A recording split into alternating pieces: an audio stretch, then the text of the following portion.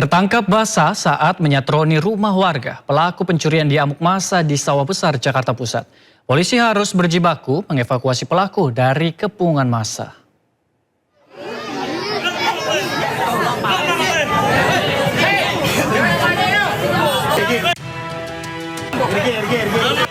Suasana tegang menyelimuti Jalan Karanganyar, Sawah Besar, Jakarta Pusat. Ratusan warga mengepung pos RW 02 tempat terduga pelaku diamankan sambil berulang kali berusaha menghakiminya. Sebelumnya, pelaku diduga telah menggasak 2 unit ponsel dan 2 sepatu bermerek dengan kerugian lebih dari 10 juta rupiah. Ketahuan, udah keburu ketahuan. Ketahuannya jadi dari korban pas mau masuk kamar tuh ngelihat pelaku ada di dalam kamar.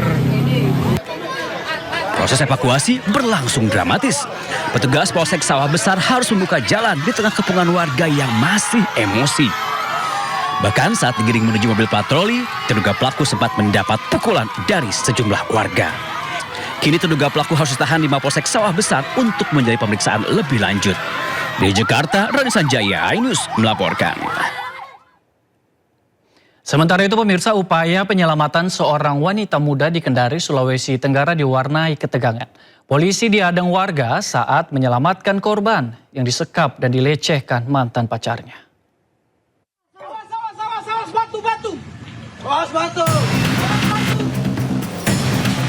Ketegangan terjadi saat personel Polresta Kendari bersama Polda Sulawesi Tenggara mendatangi rumah pelaku di kota Kendari. Saat hendak masuk, petugas diadang dan dikejar sejumlah warga yang berada di sekitar lokasi. Meski cukup alot, polisi akhirnya berhasil mengevakuasi korban. Polisi menyebut korban diduga dipaksa ikut ke rumah mantan pacarnya. Di lokasi, korban diduga dikurung di dalam kamar dan dilecehkan. Pelaku juga mengancam akan menyebarkan video pribadi korban jika melawan. Akibat kejadian itu, korban mengalami luka memar pada kedua lutut dan mengalami trauma psikologis. Korban bisa kita selamatkan. Pada saat penyelamatan korban tersebut terjadi perlawanan dari warga sekitar. Warga lokasi sekitar, mereka melakukan pelemparan batu kepada anggota dan beberapa juga anggota mengalami luka memar akibat batu. Mobil patroli hancur sedikit ya di bagian kap mobil. Saat ini korban telah dikembalikan ke orang tuanya dan mendapat pendampingan dari kepolisian, sementara pelaku masih dalam pengejaran. Dari Kendari, Sulawesi Tenggara, Mukhtaruddin, iNews melaporkan.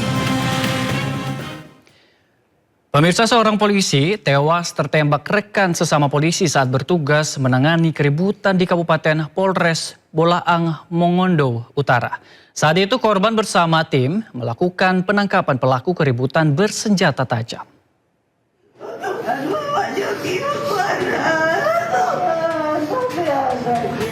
Isak tangis keluarga pecah di ruang pemulasaraan jenazah Rumah Sakit Bayangkara Manado.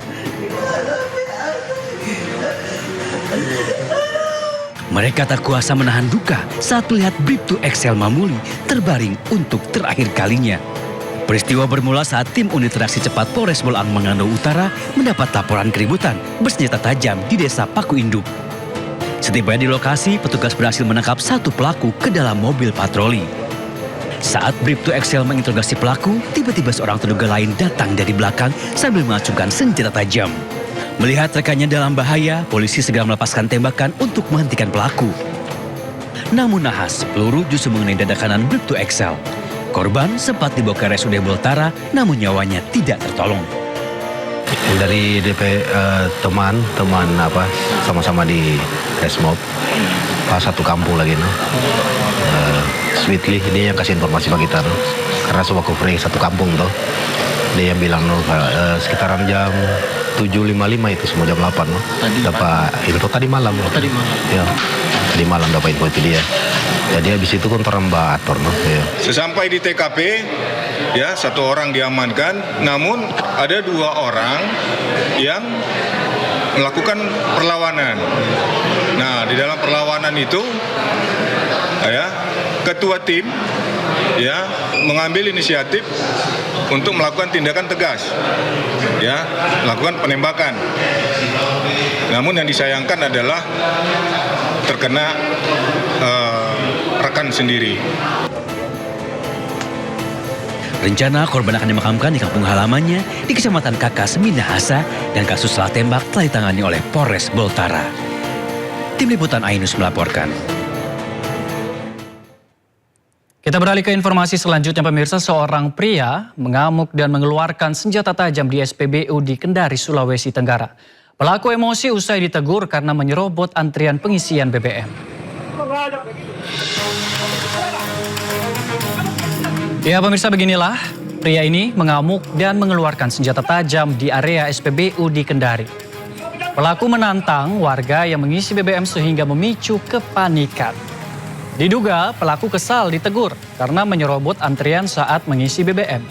Warga geram pada pelaku memicu keributan di SPBU hingga pelaku dikejar. Kini pelaku telah ditangkap polisi di rumahnya. Kita sabar mengantri ini.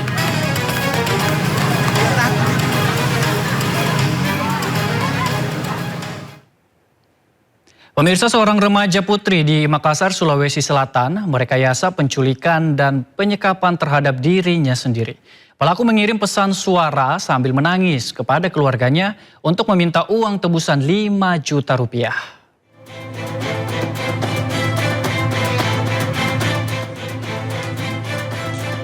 Ya, seorang remaja putri berinisial LR, usia 16 tahun, mengaku menjadi korban penculikan dan penyekapan di Kota Makassar, Sulawesi Selatan. Namun saat diperiksa petugas di sebuah kamar di Wisma Kecamatan Panakukang, kebenaran itu akhirnya terungkap. LR ternyata tidak pernah menjadi korban penculikan dan sengaja mengarang cerita. Ia mengaku sering dimarahi keluarga dan ingin berkumpul dengan saudara kandungnya yang terpisah sejak kedua orang tuanya meninggal dunia. Namun saat meninggalkan rumah tantenya, ia meninggalkan pesan suara sambil menangis, berpura-pura diculik dan meminta uang tebusan 5 juta rupiah. Pemirsa, uang itu rencananya akan digunakan untuk melarikan diri. Usai menjalani pemeriksaan, LR kemudian diserahkan ke Direktorat PPA dan PPO Polda Sulawesi Selatan untuk mendapatkan penanganan lebih lanjut.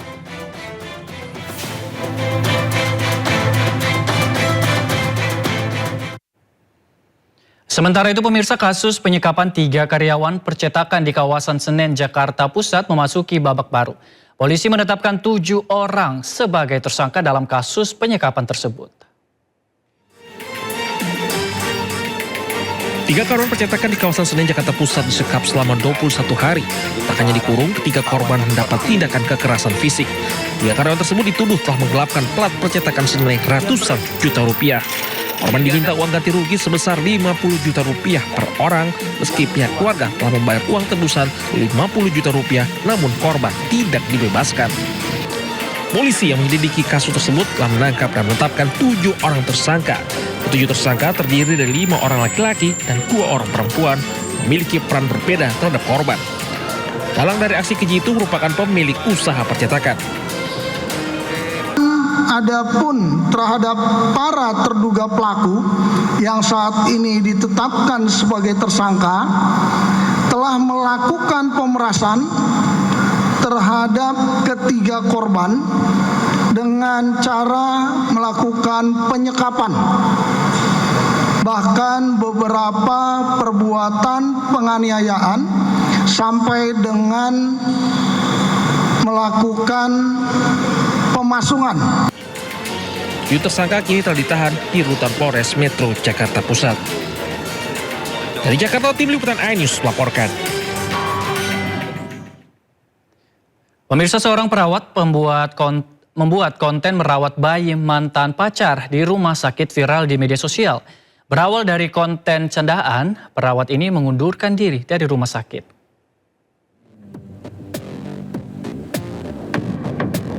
Ya pemirsa, inilah video konten yang dibuat seorang perawat di salah satu rumah sakit di Pematang Siantar.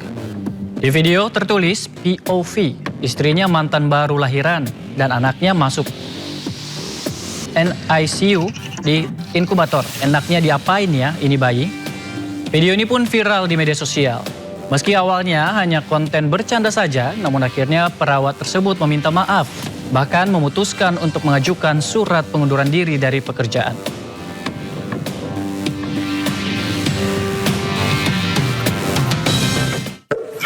Selamat siang semuanya, saya Tiara Prastiwi, saya perawat dari Rumah Sakit Evarina Etaham Pematang Siantar. Saya bekerja di ruangan NICU.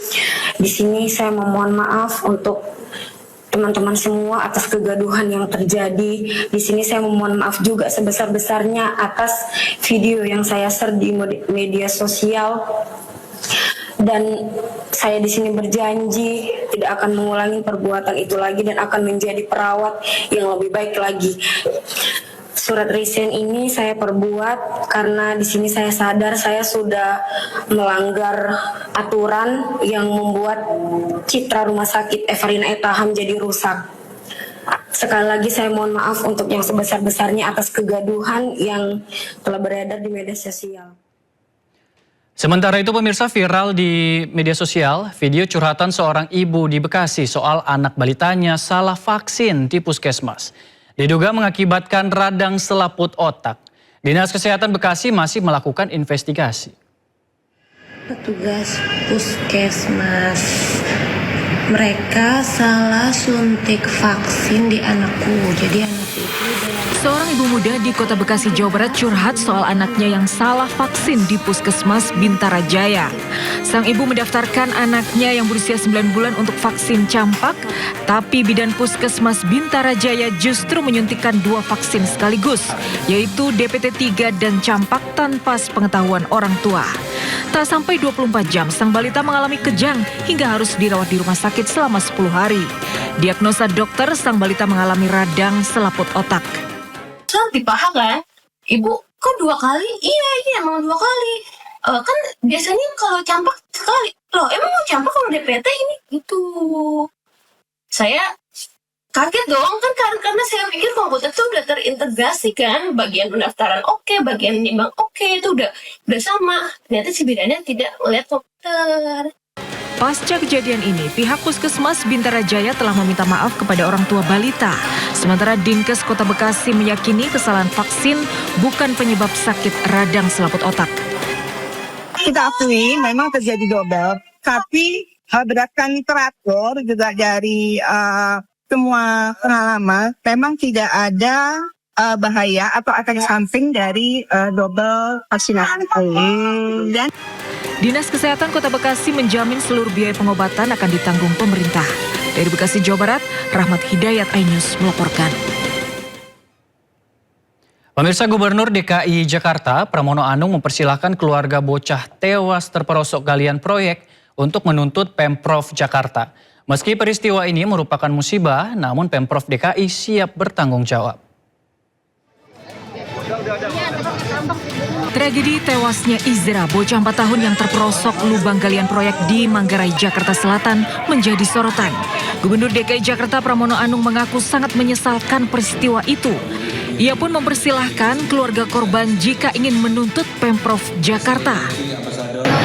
Dan kalau kemudian keluarga melakukan penuntutan, kami persilahkan karena memang kejadian itu betul-betul di luar dugaan atau yang anak kecil umur 3 tahun tengah malam masuk ke ruang gelap gulita kemudian jatuh. Bocah berusia 4 tahun terperosok ke lubang proyek lapangan futsal sedalam 3,7 meter di Manggarai, Jakarta Selatan. Sang ayah histeris saat proses evakuasi. Kejadian tragis ini berawal saat bocah bermain di lokasi dan ingin meminta minum. Namun tiba-tiba ia terperosok ke lubang yang tidak dilihatnya. Nyawa korban tidak tertolong meski sudah dirawat di rumah sakit. Polisi telah memeriksa sejumlah saksi termasuk pihak proyek meski belum ada laporan resmi dari keluarga korban ke kepolisian. Dari Jakarta, Tim Liputan iNews melaporkan. Aparat Satlantas Polres Metro Bekasi Kota langsung terjun ke lokasi untuk melakukan olah TKP. Polisi tengah menyelidiki penyebab pasti kecelakaan termasuk memeriksa kelaikan rem truk serta meminta keterangan dari sopir. Bagoy biar kene, itu dam truk PTP lain. Supirnya di jero, itu dam truk. Kecelakaan lalu lintas antara truk dengan truk ini terjadi di Jalan Raya Pelabuhan Ratu, Desa Bantar Gadung, Kabupaten Sukabumi, Jawa Barat. Kondisi kedua truk ringsek akibat kerasnya benturan. Kejadian ini menyebabkan sopir truk yang bernama Sofyan terjepit di kabin kemudinya. Proses evakuasi korban berlangsung dengan dramatis. Dengan peralatan seadanya, warga berupaya untuk mengevakuasi korban dari dalam mobil yang ringsek. Korban yang terjepit selanjutnya dibawa ke Puskesmas Bantar Gadung untuk mendapatkan penanganan medis.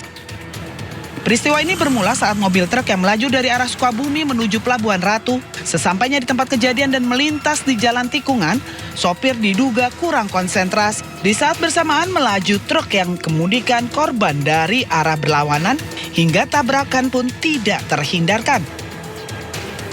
Tidak ada korban jiwa dalam kecelakaan ini, kedua pengemudi hanya mengalami luka-luka.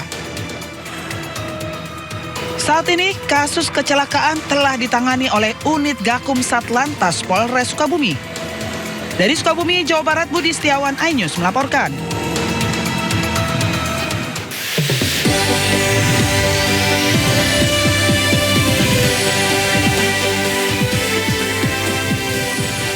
Dua hari berturut-turut, dua kelompok warga saling serang di Jalan Tambak Menteng, Jakarta Pusat. Pemicu tawuran dendam lama tak kunjung terselesaikan.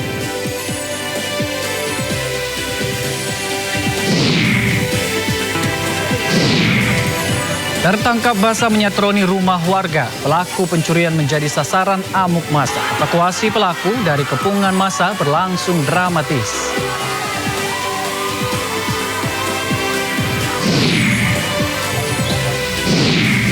Kasus penembakan di fasilitas umum di Hamburg, Jerman Utara menewaskan 6 korban.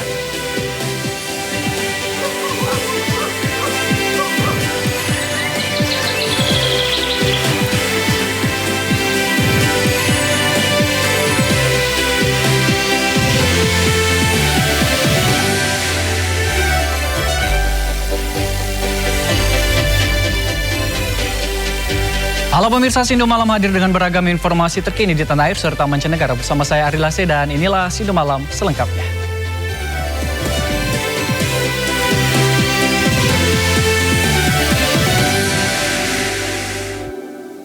Pemirsa, kita awali Sindo Malam pada hari ini, aksi kejar-kejaran 3 bus di Nganjuk, Jawa Timur viral di media sosial.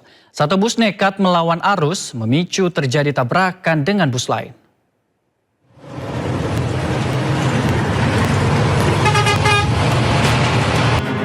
Tiga bus melaju ugal-ugalan di Jalan Panglima Sudirman, Kota Nganjuk, Jawa Timur. Mereka kejar-kejar hingga melewati jalur lain dengan melawan arah. Dua bus akhirnya bertabrakan. Selain terekam video amatir, aksi kejar-kejaran 3 bus ini juga terekam CCTV. Meski kedua sopir bus sepakat menyelesaikan persoalan secara damai, mereka tetap harus berurusan dengan polisi. Kedua sopir itu telah diperiksa dan diberi sanksi tilang oleh petugas. Pasalnya aksi mereka membahayakan penumpang bus dan pengendara lain. Untuk menganggap bahwa hal ini tidak bisa dibiarkan karena ini sangat membahayakan pengemudi lain dan kami ingin menimbulkan efek jerah bagi para pengendara bus tersebut, sehingga kami langsung memanggil sekira pukul 9 paginya, kami langsung menghubungi dan langsung memanggil pihak yang terlibat ke kantor Satlantas Polres Nganjuk. Polisi mengimbau para sopir angkutan umum agar lebih berhati-hati saat berkendara dan tidak ugal-ugalan di jalan raya. Dari Nganjuk, Jawa Timur, Mukhtar Bagus, iNews melaporkan. Kita beralih ke informasi lainnya pemirsa, 2 hari berturut-turut, 2 kelompok warga terlibat tawuran di Jalan Tambak Menteng, Jakarta Pusat. Diduga kedua kelompok warga saling serang karena dendam lama tak kunjung terselesaikan.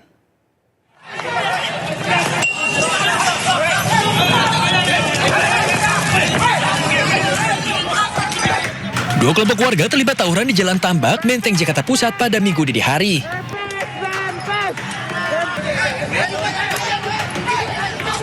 Aksi kedua kelompok menggunakan batu, petasan hingga senjata tajam. Menurut keterangan warga, aksi tawuran ini terjadi sudah 2 kali. Pada Minggu dini hari dan Senin sore kemarin. Terdapat korban luka akibat peristiwa ini. Petugas kepolisian yang mendapat laporan tersebut langsung berjaga di lokasi agar tawuran tidak kembali pecah. Belum diketahui motif dari tawuran tersebut. Dari Jakarta, Rizky Palufi, iNews melaporkan. Pemirsa, konvoi pesilat di Boyolali, Jawa Tengah diwarnai kerusuhan. Massa pesilat menyerang bengkel dan membakar sepeda motor. 4 warga juga dianiaya dengan senjata tajam.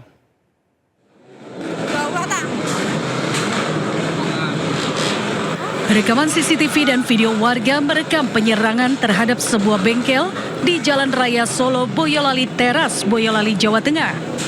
Sekelompok orang yang diduga berasal dari rombongan konvoi pesilat melempari bengkel dengan batu.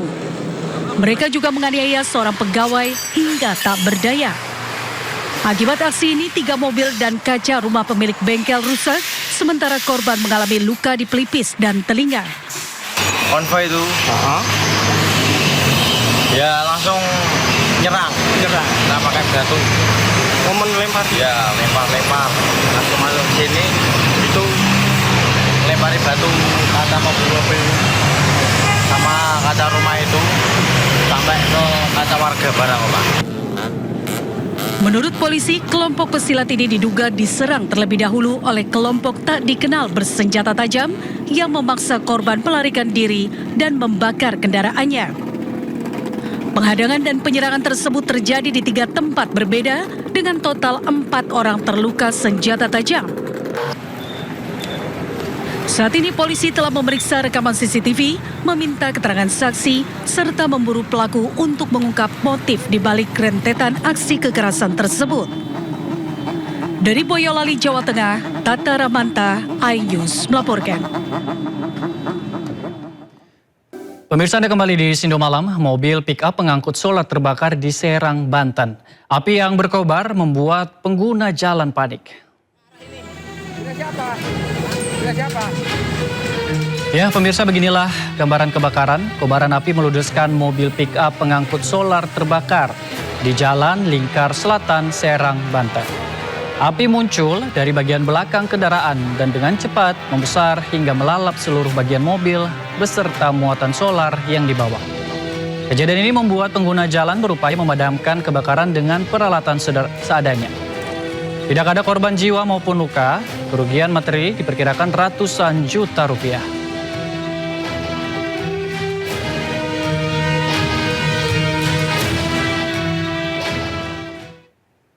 Kita beralih ke informasi lainnya, pemirsa. Di luar gedung Pengadilan Tipikor, massa yang terdiri dari pengemudi ojek online menggelar unjuk rasa sejak pagi.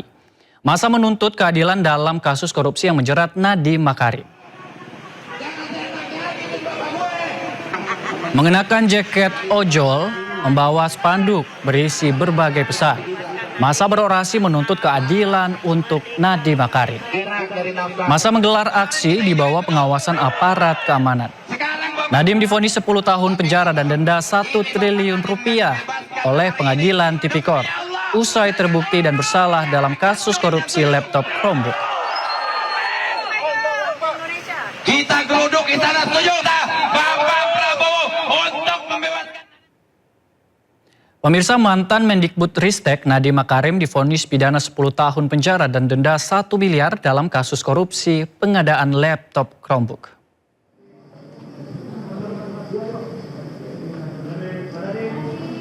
Dalam sidang vonis yang digelar hari ini, hakim menyatakan Nadiem Makarim terbukti melakukan tindak pidana korupsi secara bersama-sama sesuai dakwaan jaksa. Selain pidana penjara 10 tahun, majelis hakim juga menjatuhkan pidana denda sebesar 1 miliar rupiah. Dengan ketentuan apabila tidak dibayar, maka diganti dengan pidana kurungan selama 190 hari. Tak sampai di situ, pemirsa, Nadiem juga dijatuhi pidana tambahan berupa kewajiban membayar uang pengganti sejumlah 809 miliar rupiah, subsidiar 5 tahun penjara. Sebelumnya Nadiem dituntut 18 tahun penjara atas perkara yang menjeratnya. Nadiem juga dituntut membayar uang pengganti dengan total 5,6 triliun. Yuristan menimbang bahwa menyatakan terdakwa Nadiem Anwar Makarim tidak terbukti secara sah dan meyakinkan bersalah melakukan tindak pidana sebagaimana dalam dakwaan primer. 2. Membebaskan terdakwa oleh karena itu dari dakwaan primer tersebut. 3. Menyatakan terdakwa Nadiem Anwar Makarim telah terbukti secara sah dan meyakinkan bersalah melakukan tindak pidana korupsi yang dilakukan secara bersama-sama sebagaimana dalam dakwaan subsidiar. 4. Menjatuhkan pidana kepada terdakwa oleh karena. Ya, pemirsa, menanggapi vonis yang dijatuhkan kepadanya, Nadiem Makarim menyatakan akan mengajukan banding. Nadiem juga menyebut dirinya divonis dengan fakta-fakta yang tidak masuk akal.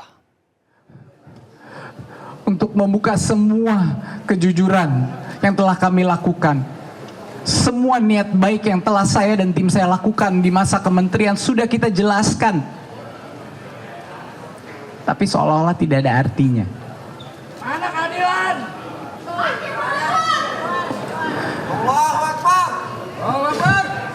Saya tentunya akan terus berjuang.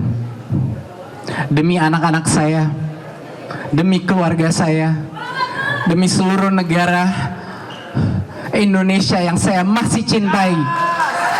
Saya akan berjuang. Saya akan segera melaksanakan naik banding untuk berjuang demi kebenaran, demi anak-anak muda, demi profesional yang di luar sana, demi semua orang jujur yang dikriminalisasi. Saya tidak akan berhenti. Mohon doa, mohon dukungan, mohon suara Anda, dan mohon Kita beralih ke informasi selanjutnya, pemirsa. Di Retskrimum Polda Metro Jaya memeriksa selebritas Karin Novilda atau Awkarin sebagai saksi dalam kasus dugaan penipuan agen perjalanan umroh Hanania Group. Makasih ya. Makasih banyak ya. Awkarin datang ke Ditreskrim Polda Metro Jaya didampingi kuasa hukumnya pada Senin pukul 16.30 waktu Indonesia Barat. Awkarin diperiksa selama lebih kurang 3 jam dan dicecar 33 pertanyaan. Dalam agenda pemeriksaan tersebut, Awkarin menjelaskan perihal kerjasamanya dengan pihak Hanania Travel. Awkarin mengaku menerima uang saku selama perjalanan umroh sebesar 10 juta rupiah, namun sudah dikembalikan ke penyidik.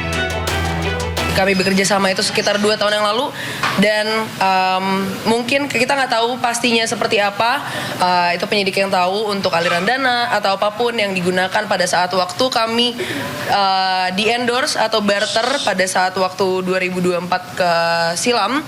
Itu adakah aliran dana atau apapun itu, apakah uang segala macam itu untuk endorse kita dari jemaah atau apapun itu, kami tidak tahu menahu dan lebih baiknya kita ikut dan kawal aja kasus ini, kita percayakan pihak kepolisian aja.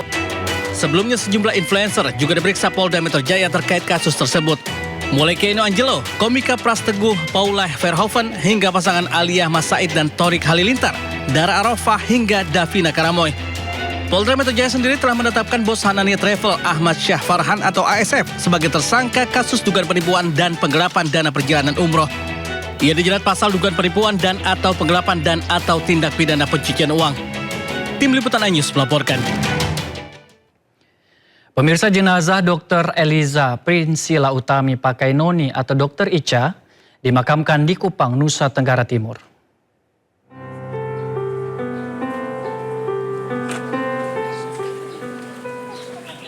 Ya, pemirsa, ratusan pelayat mengikuti misa dan memberikan penghormatan terakhir kepada Dr. Eliza Prinsila Utami Pakainoni atau Dr. Ica di rumah duka di perumahan RSS Bau Mata, Kupang. Jenazah kemudian diberangkatkan menuju TPU Liliba menggunakan ambulans. Dr. Ica mengakhiri hidupnya setelah depresi akibat diintimidasi 3 anggota DPRD Kabupaten Timur Tengah Utara saat menangani pasien anak terkena gigitan ular di RSU Leona Kefameananu.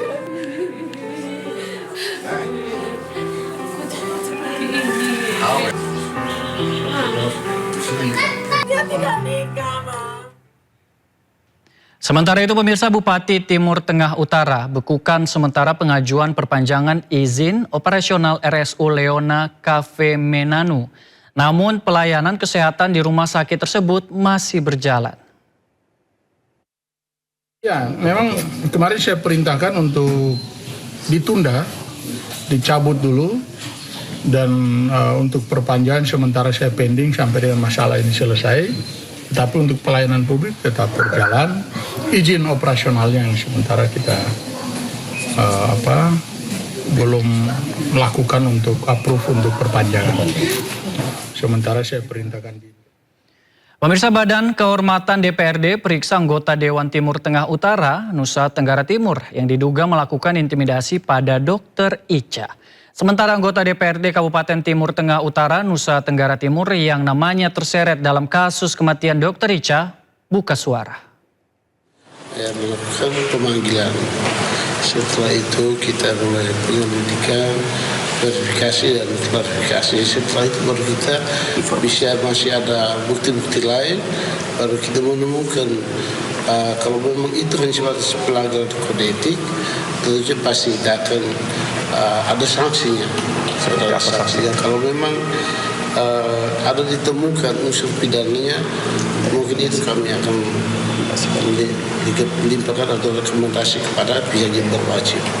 Mungkin ini saja yang saya sampaikan. Pada tanggal 13 Juni 2026, saya menghadiri kegiatan arisan istri-istri anggota DPRD TTU di Kecamatan Insana. Setelah kegiatan selesai, saya pulang dan menumpang kendaraan bersama 2 rekan anggota DPRD dan salah satu istri anggota DPRD. Salah satu rekan DPRD ikut dalam perjalanan dari Insana ke Keva untuk menjenguk ponakannya yang terkena gigitan ular berbisa dan sedang dirawat di Rumah Sakit Leona. Dalam perjalanan pulang, saya pun ikut membesuk karena ponakannya sementara dirawat di instalasi gawat darurat. Jadi kehadiran saya di rumah sakit bukan merupakan kunjungan yang direncanakan sebelumnya. Saya ikut bersama rombongan karena kebetulan pulang bersama mereka. Sesampainya di rumah sakit, 2 rekan saya terlebih dahulu masuk ke ruangan perawatan. Sementara saya masih berada di depan IGD berbincang dengan istrinya anggota DPRD. Ketika masuk ke ruangan IGD, saya melihat perdebatan. Pemirsa, Kementerian Pertahanan akhirnya mengubah kurikulum program Sarjana Penggerak Pembangunan Indonesia. Latihan yang awalnya merupakan latihan dasar militer untuk calon manajer koperasi desa berubah menjadi latihan bela negara dan manajerial. Ya, pemirsa, perubahan kurikulum ditetapkan menyusul evaluasi penyelenggaraan program. Para peserta program SPPI kini lebih banyak mengikuti materi kepemimpinan, disiplin kerjasama, kawasan kebangsaan, dan juga manajerial. Hal ini sebagai bekal menjadi calon pengelola koperasi desa, kelurahan, dan kampung nelayan Merah Putih. Kemenhan juga membantah adanya pelatihan militeristik dalam program ini. Kegiatan fisik yang diberikan hanya berupa latihan dasar kedisiplinan.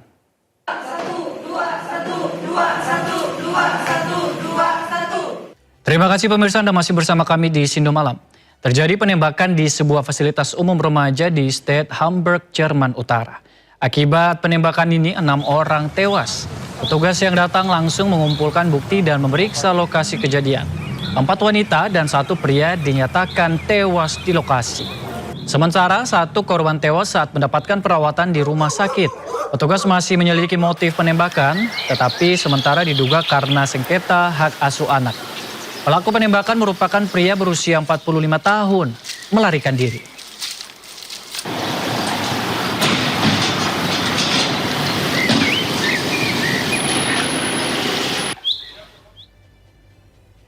Pemirsa, di tengah gencatan senjata, Israel kembali menyerang Lebanon Selatan. Serangan kali ini menghancurkan terowongan besar yang kerap digunakan kelompok Hizbullah. Ledakan hebat terjadi di Lebanon Selatan setelah serangan Israel. Kali ini Israel mengklaim menghancurkan terowongan sepanjang 200 meter yang juga menjadi salah satu markas Hizbullah. Israel menyebut terowongan ini berisi ratusan senjata serta beberapa peluncur yang kerap digunakan untuk menyerang warga Israel.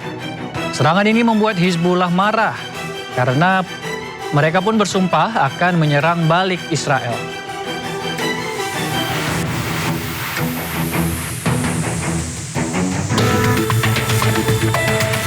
Sementara itu di Nabatiyeh, Lebanon Selatan, serangan militer Israel menargetkan pejuang Hizbullah yang hendak menyerang pasukan Israel dengan senjata peluncur roket. Militer Israel mengklaim serangan mengenai pejuang Hizbullah di lokasi persembunyian mereka di tempat terpisah. Serangan ini dilancarkan sehari setelah penandatanganan kesepakatan di Wangshitan antara Lebanon dan Israel.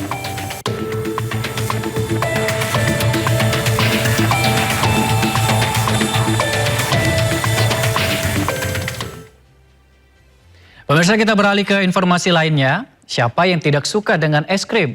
Apalagi jika memiliki rasa buah yang segar. Salah satu UMKM di Jelambar, Jakarta Barat berkreasi menghasilkan es krim dari daging buah durian asli. Seperti apa proses pembuatannya? Berikut liputannya.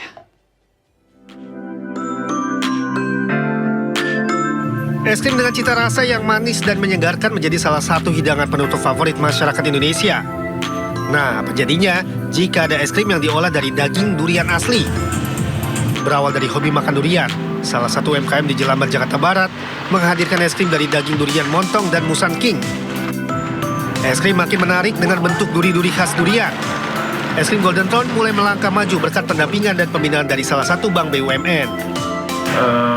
Begitu banyak kelas pembinaan yang BRI adakan, dan kita sempat ikut beberapa kelas pembinaan dari ekspor. Terus dan sekarang kita juga ikut pembinaan untuk mendapatkan sertifikasi halal, Pak. Mulai menghadirkan es krim dengan berbagai rasa, mengincar pasar internasional lewat pelatihan Bank BUMN. Pembinaan BRI, kita berusaha mengikuti channel atau kanal business matching atau kelas ekspor yang bisa ngebantu kita untuk membuka wawasan dan membuka market untuk ekspor, Pak. Yang kita incar sekarang adalah memasuki market Asia Tenggara, mungkin dimulai dari tetangga terdekat antara Malaysia, Singapura, atau Thailand. Dengan menjalani pelatihan digitalisasi, UMKM diharapkan bisa lebih dikenal pasar yang lebih luas. Memang punya produk yang cukup variatif dan unik ya, di mana mereka produknya adalah es krim. Untuk pasar digitalisasi sendiri, mereka gunakan untuk branding produk mereka supaya produknya dikenal dan bisa masuk di beberapa kalangan gitu. Nah, kreasi dan inovasi produk yang dipasarkan lebih luas dengan digitalisasi membantu UMKM lebih diterima pasar yang lebih luas. Dari Jakarta Barat, Bayu Mahesa, iNews melaporkan. Ya, pemirsa, informasi pilihan hari ini akan kami rangkum di segmen Sindo News 5 bersama Yudi Handoyo, sekaligus menjadi penutup Sindo Malam hari ini. Pemirsa, Anda bisa mendapatkan informasi terkini dan terbaru di kanal YouTube Sindo News dan atau melalui portal yang menghadirkan berita daerah, berita nasional, dan berita internasional di sindonews.com. Mari berbagi untuk masyarakat yang terdampak bencana di tanah air melalui MNC Peduli dengan berdonasi pada rekening di bawah ini atau scan QR dengan aplikasi uang digital Anda. Saya Dilase beserta kerabat kerja yang bertugas mengucapkan terima kasih atas atensi Anda. Selamat malam dan sampai jumpa. Masuk di segmen Sindo News 5, pemirsa, ruang informasi, ruang bincang yang akan kita lihat bagaimana informasi terkini hari ini. Kita akan lihat lebih dalam tentang yang terjadi di dalam negeri kita.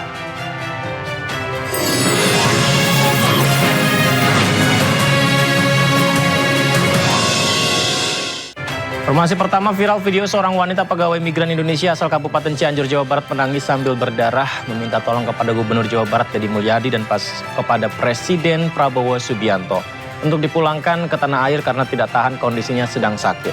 Diketahui wanita tersebut bekerja sebagai asisten rumah tangga di negara Libya. Ya, rekaman video seorang wanita yang menjadi pegawai migran Indonesia menangis dengan kondisi bersimbah darah viral di media sosial. Diketahui wanita ini bernama Ai Juariah, 43 tahun, warga kampung Babakan Turui, Cianjur, Jawa Barat yang telah bekerja sebagai asisten rumah tangga negara Libya selama 14 bulan. Ujang Suryana, sang suami, membenarkan bahwa wanita di dalam video itu merupakan istrinya. Dari video tadi kita lihat darah yang mengucur disebabkan bukan karena kekerasan melainkan akibat kecelakaan kerja lantaran terjatuh terbentur kaca saat bekerja dalam kondisi sedang sakit. Meskipun tidak ada tindakan kekerasan terhadap istrinya, sang suami menyayangkan tindakan sponsor yang memberangkatkan istrinya tidak sesuai perjanjian awal. Namun dalam komunikasi terakhir bersama suaminya, sang istri mengeluhkan sakit lambung dan berharap bisa segera pulang ke tanah air.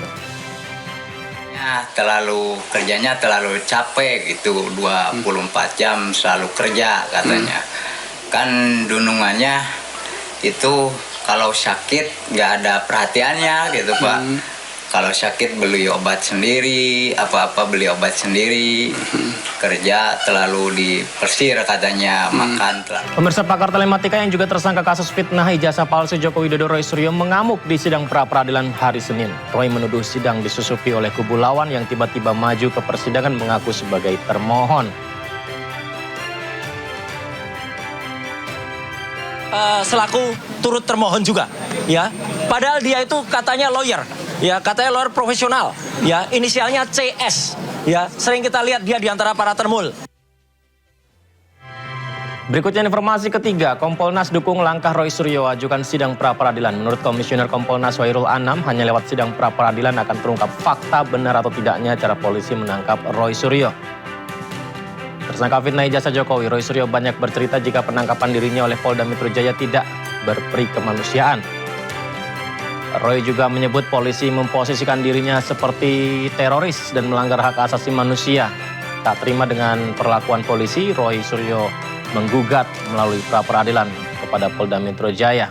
Komisioner Kompolnas Wairul Anam menyebut sebagai tersangka dan warga negara, Roy punya hak mengajukan sidang pra-peradilan. Anam juga menyebut untuk memastikan apakah tindakan polisi itu tepat atau tidak, jawabannya ada di sidang pra-peradilan.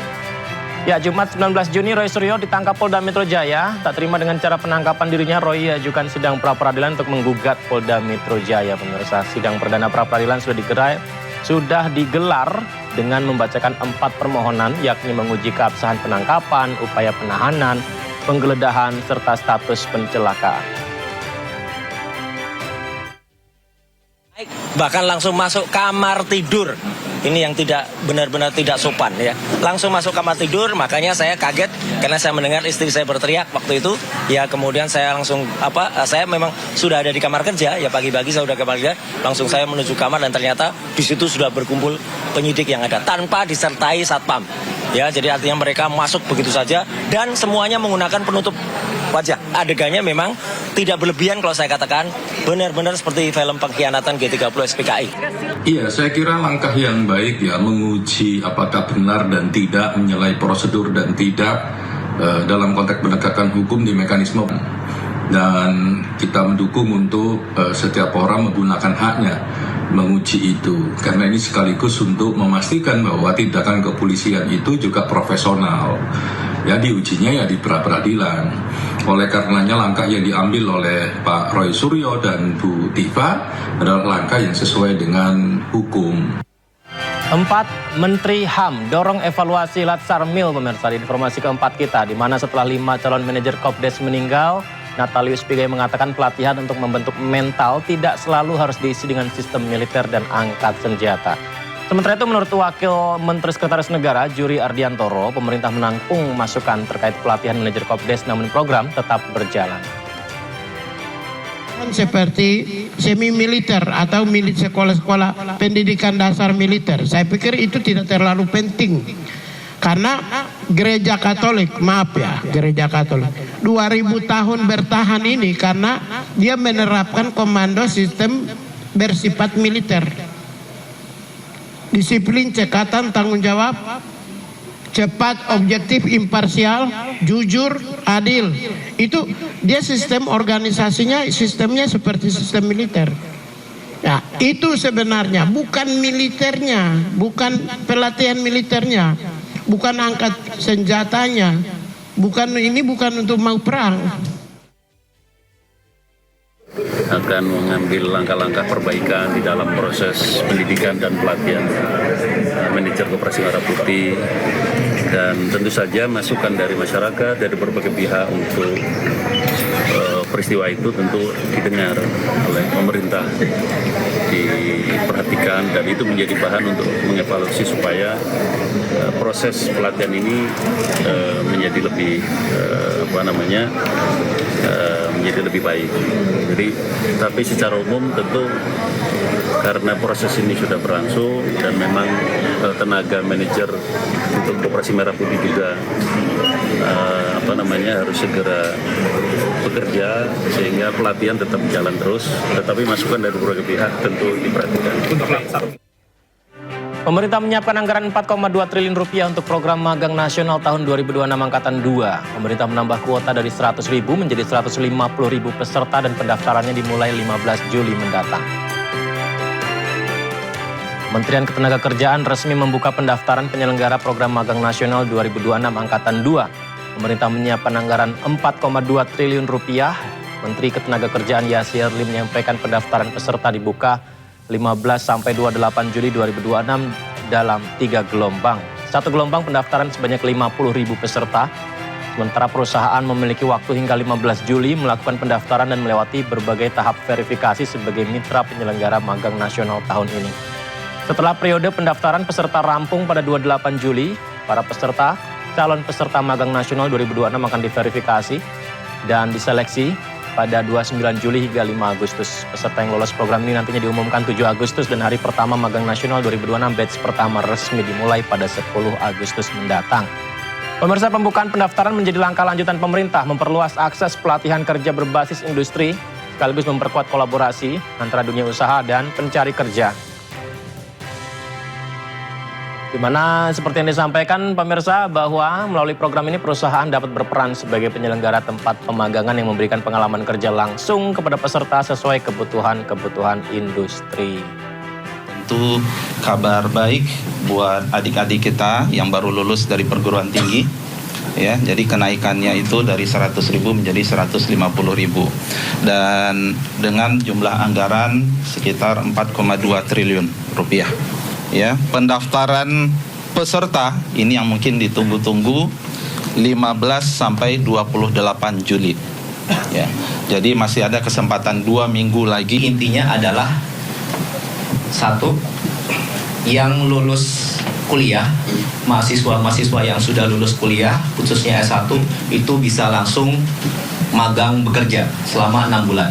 Kemudian mendapatkan penghasilan yang cukup signifikan. Itu di antara 3,5 sampai bahkan ada yang 6 juta rupiah per bulan. Tergantung dari lokasi mereka bekerja. Karena sesuai upah minimum kabupaten kota tempat mereka bekerja. Kemudian yang ketiga, diajari, dilatih oleh mentor-mentor di perusahaan. Ya, dari rangkuman 5 informasi, 5 fakta tadi pemirsa selalu tersimpan harapan publik yang tidak boleh diabaikan. Selalu saja yang utama adalah baik kekuasaan, kebijakan, kemudian juga informasi, semuanya utamanya adalah untuk kesejahteraan rakyat Indonesia. Terima kasih, sampai jumpa.